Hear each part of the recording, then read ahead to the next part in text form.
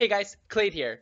After the most recent developer Q&A with Ian, there has been much more interest on exactly what the Netherlight Crucible is and what it does. When patch 7.3 finally arrives and we take the fight to Argus, you will go on a series of story campaigns which takes 3 weeks to fully unlock. So at the earliest, it will take you at least 15 days to fully unlock the Netherlight Crucible, which once you do unlock it, it will be located on the Vindicare, and it will allow you to further power up your artifact weapon by giving you 3 tiers of talent choices for each relic slot. The first tier is the same for all relics. It will just give you plus 5 eye level to your artifact weapon. Now with 3 relics, this will add up to a total of plus 15 eye level for your weapon. The second tier will always allow you to choose between a shadow and a light relic. Here on your screen is the current potential traits that you can get for both the light and shadow traits. The third tier will randomly generate a silver artifact trait, but it cannot be the same trait that the current relic already has. So for example, if the current relic that you're upgrading is already a Battlecry relic, you cannot get a Battlecry relic on this third row.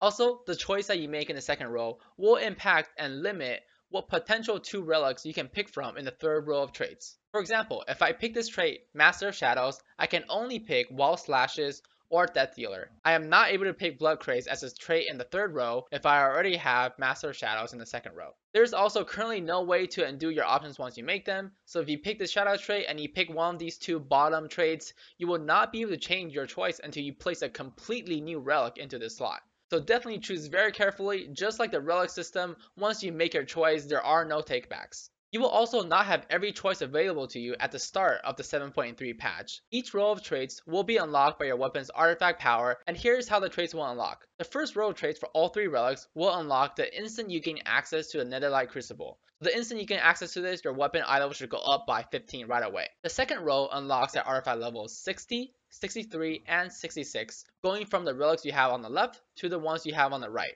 The third row unlocks at artifact levels 69, 72, and 75. Once again, going from the relics you have on the left to the ones you have on the right. So essentially, you will only be able to access the last row of traits on your rightmost relic once you reach artifact level 75. So for me, this is my Iron Relic slot. So for specs that do have 2 slots that uses the same relic, you do want to plan out your relics a little bit, since as you're powering up your artifact weapon, until you reach 75 artifact power, it does matter a little bit which slot you put your artifact relic in. The second and third row of traits will be generated once you visit the Netherlight Crucible. So in its current state, when a boss drops a relic, you will not actually be able to see what the potential traits are. These traits will also be randomly generated regardless of what initial relic you already have. So for example, this 930 eye level Ferocity of the Devout will have different traits if you have multiple versions of the same relic. For example, here's one character copy on the PTR, and you can quickly see that the traits that I have in the second and third row.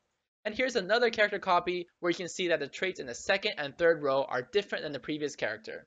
You will, however, be able to place a relic into this preview window to see what traits it will potentially have before you place a relic into your weapon.